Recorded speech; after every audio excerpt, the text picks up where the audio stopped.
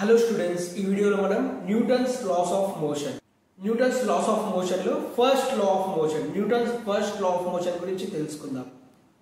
Newton first law of motion గురించి తెలుసుకోవాలంటే మనం ముందుగా రెస్ట్ అంటే ఏంటి, అలాగే మోషన్ అంటే ఏంటో తెలుసుకోవాలి. ఫిజిక్స్ టర్మ్స్ లో అంటే ఫిజిక్స్ లో మోషన్ అంటే ఎనీ ఆబ్జెక్ట్ మూవింగ్. సో ఏదైనా ఒక ఆబ్జెక్ట్ అనేది రెస్ట్ లో ఉండకుండా, సో ఇప్పుడు నేను ఇలా ఉన్నాను, సో నా పొజిషన్ అనేది రెస్ట్ లో ఉంది. సో నేను ఇలా కూర్చున్నాను అంటే నా పొజిషన్ రెస్ట్ లో ఉంది. సో లేదు, నేను నడుస్తున్నాను అనుకోండి, సో అప్పుడు నా పొజిషన్ అనేది మోషన్ లో ఉంటుంది, అంటే మూమెంట్ జరుగుతుంది నా బాడీలో. సో అలాగే any object is at rest or in motion. So ఏదైనా ఒక ఆబ్జెక్ట్ రెస్ట్ లో ఉంది. సో ఇప్పుడు ఒక పెన్ ఉంది, ఈ పెన్ అనేది ఇలా పట్టుకున్నాను, సో ఈ పెన్ పొజిషన్ రెస్ట్ లో ఉంది. సో ఈ పెన్ ఇలా ఎగరేసాను అనుకోండి, ఆ ఎగరేసిన పెన్ ఏమవుతుంది, ఇలా రొటేట్ అవుతూ ఇలా తిరుగుతూ ఒక ప్లేస్ లోకి వెళ్ళి పడుతుంది. అది ఇక్కడ నుంచి అక్కడ, ఆ పెన్ అనేది ఇక్కడ నుంచి అక్కడ వెళ్ళి పడే వరకు అది ఏ పొజిషన్ లో ఉంది, మోషన్ పొజిషన్ లో ఉంది అనమాట. ఈ పెన్ అనేది మూవ్ అవుతుంది ఇక్కడ నుంచి అక్కడికి. సో ఇది మూవ్మెంట్ అన్నమాట ఆ పెన్ కి సంబంధించింది. సో అంటే ఒక పెన్ అనేది మోషన్ లో ఉంది. సో మోషన్ అంటే ఇదన్నమాట. రెస్ట్ అంటే ఉన్న దగ్గరనే ఉండడం, మోషన్ అంటే కదలడం, ఒక ప్లేస్ నుంచి ఇంకో ప్లేస్ కి వెళ్ళడం. సో దాన్ని మోషన్ అంటాం. So any object or a body, ఏదైనా ఆబ్జెక్ట్ కావచ్చు, ఏదైనా బాడీ కావచ్చు ఇన్ ద యూనివర్స్. ఆ బాడీ పెన్ కావచ్చు, బుక్ కావచ్చు, బస్, ట్రైన్, లారీ, ఏమైనా కావచ్చు. సో బస్ ఎగ్జాంపుల్ తీసుకోండి, ఒక బస్ స్టార్ట్ అవ్వలేదు, సో అలానే ఉంది బస్, ఎలాంటి మూమెంట్ లేదు బస్ కి, సో ఆఫ్ అయి ఉంది బస్. సో ఆ బస్ అనేది దాని పొజిషన్ రెస్ట్ లో ఉన్నట్టు. సో బస్ స్టార్ట్ అయ్యి కదులుతుంది అంటే ఆ బస్ పొజిషన్ మోషన్ లో ఉన్నట్టు. సో మూవ్ అవుతుంది బస్. సో రెస్ట్ కి మోషన్ కి ఉన్న డిఫరెన్స్ ఇది అన్నమాట. సో న్యూటన్ ఫస్ట్ లా ఏంటంటే it states that any object or body is at rest or in motion. So ఏదైనా ఒక బాడీ లేదా ఆబ్జెక్ట్ రెస్ట్ లో ఉంది లేదా మోషన్ లో ఉంది. సో ఉన్న దగ్గరనే ఉంది లేదా మూవ్ అవుతుంది అనుకోండి. సో ఆ బాడీ యొక్క పొజిషన్ ఎలా ఉంటుందంటే, ఇప్పుడు రెస్ట్ లో ఉంది, అది రెస్ట్ లోనే ఉంటుంది, లేదా మూవ్ అవుతుంది, బస్ మూవ్ అవుతుంది అనుకోండి, అది మూవ్ అవుతూనే ఉంటుంది until and unless an external force applied on it. So ఏదైనా ఎక్స్టర్నల్ ఫోర్స్ దానిపైన అప్లై అయ్యేంత వరకు అది రెస్ట్ లోనే ఉంటుంది, లేదా మోషన్ లోనే కదులుతూనే ఉంటుంది, లేదా కూర్చొని ఉంటాడు ఒక మనిషి ఖాళీగా.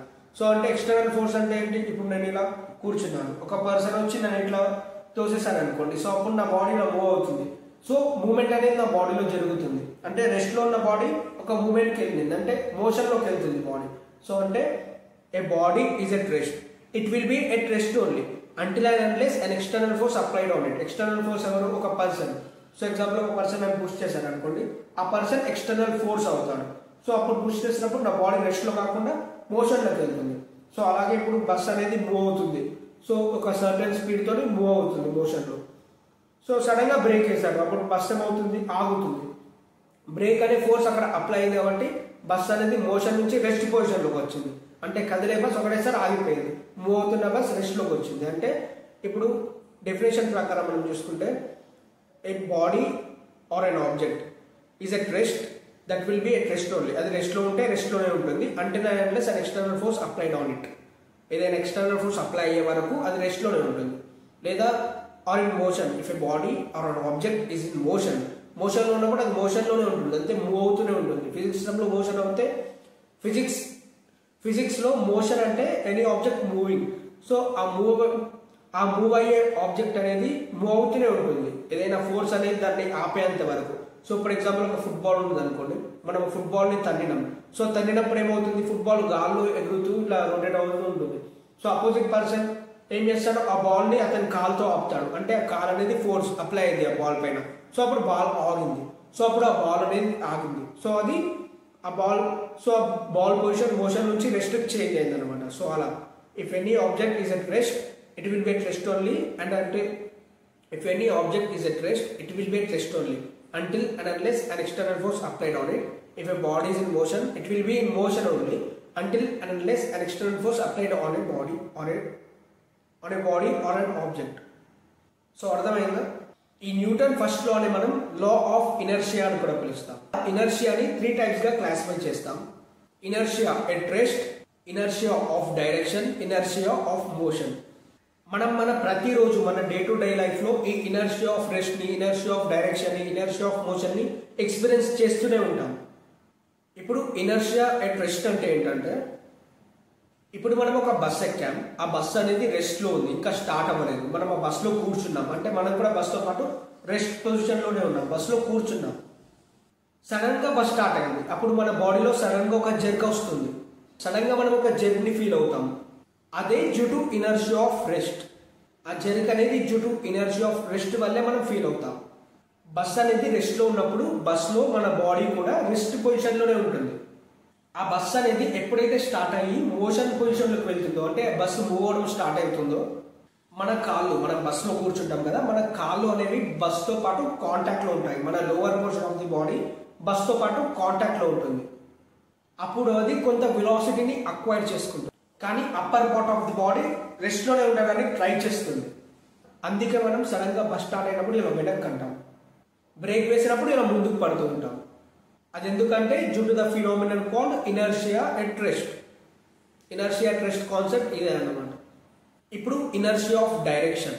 ఇప్పుడు ఒక బస్ అనేది మోషన్ లో ఉంది, సో ఇట్లా మూవ్ అవుతుంది. సడన్ గా ఒక గల్లే వచ్చింది అనుకోండి, సడన్ గా ఇలా మలిపాడు అనుకోండి, అప్పుడు మన బాడీ ఏమవుతుంది, ఇలా లెఫ్ట్ కి మలుగుతే మన బాడీ ఇట్లా రైట్ కి మలుగుతుంది. మన బాడీ అనేది వాడు మలిపే అపోజిట్ డైరెక్షన్ లో మన బాడీ మలుగుతుంది. వాడు బస్సు లెఫ్ట్ లో మలిపితే మన బాడీ రైట్ లో మలుగుతుంది, ఆ బస్ రైట్ లో మలిగితే మన బాడీ లెఫ్ట్ లో మలుగుతుంది. ఇదే due to inertia of direction. దీన్నే due to inertia of direction అని పిలుస్తాం. The inertia of direction is a tendency of a body or object to oppose any change in the direction of motion. ఇప్పుడు inertia of motion, ఇది motion కి సంబంధించింది, అంటే movement కి సంబంధించింది, rest కి సంబంధించింది. ఇప్పుడు ఎగ్జాంపుల్, మీరు ఒక స్కూల్ బస్ లో ట్రావెల్ చేస్తున్నారు అనుకోండి. సో మీరు స్కూల్ బస్ లో స్కూల్కి వెళ్తున్నారు, ఇంటి నుంచి స్కూల్కి వెళ్తున్నారు. సో స్కూల్ బస్ లో మీరు నిలబడి వెళ్తున్నారు. సో స్కూల్ బస్ అతను సడన్ గా బ్రేక్ వేశాడు అనుకోండి, సో అప్పుడు మీ బాడీ అనేది ఏమవుతుంది, సో మీ లెగ్స్ అనేవి స్కూల్ బస్ కి కాంటాక్ట్ లో ఉంటాయి. సో మీరు నిలబడ్డారు, సో స్కూల్ బస్ పైన మీ లెగ్స్ ఉన్నాయి, సో ఆ లెగ్స్ అనేవి మీ బాడీకి స్కూల్ బస్ కి మీ లెగ్స్ అనేవి కాంటాక్ట్ లో ఉన్నాయి. సో అప్పుడు మీ లెగ్స్ ముందుకు జరగవు, మీ లెగ్స్ పైన ఉన్న మీ బాడీ, మీ ఫ్రంట్ పోర్షన్ అనేది ఇట్లా ముందుకు బెండ్ అవుతుంది. సో సడన్ గా బ్రేక్ వేశారు అనుకోండి, ఇలా ముందుకు బెండ్ అవుతుంది. అదే due to inertia of motion. Inertia of motion అంటే అదే అన్నమాట. ఎందుకంటే ఇప్పుడు బస్ మోషన్ లో ఉంది, బస్ వెళ్తూ ఉంది, రెస్ట్ లో లేదు. అప్పుడు మీ బాడీ కూడా మోషన్ లోనే ఉంది, అంటే బస్ తో పాటు మీ బాడీ కూడా బస్ తో పాటు వెళ్తుంది, అంటే మీరు కూడా మోషన్ లోనే ఉన్నట్టు. ఆ బస్ అతను సడన్ గా బ్రేక్ వేసినప్పుడు ఏమవుతుందంటే, lower portion of our body, మన బాడీ యొక్క లోవర్ పోర్షన్, మన కాళ్ళు ఏవైతే ఉంటాయో అవి బస్ తోని కాంటాక్ట్ లో ఉన్నాయి కాబట్టి మన కాళ్ళు రెస్ట్ పొజిషన్ లోనే ఉంటాయి. మన upper part of the body, ఈ బాడీ మూవ్మెంట్ అవుతుంది, ఈ బాడీ మూవ్ అవుతుంది ఫ్రంట్ కి. ఎందుకు మూవ్ అవుతుందంటే due to inertia of motion. Inertia of motion వల్లే మన అప్పర్ పార్ట్ ఆఫ్ బాడీ ముందుకు మూవ్ అవుతుంది.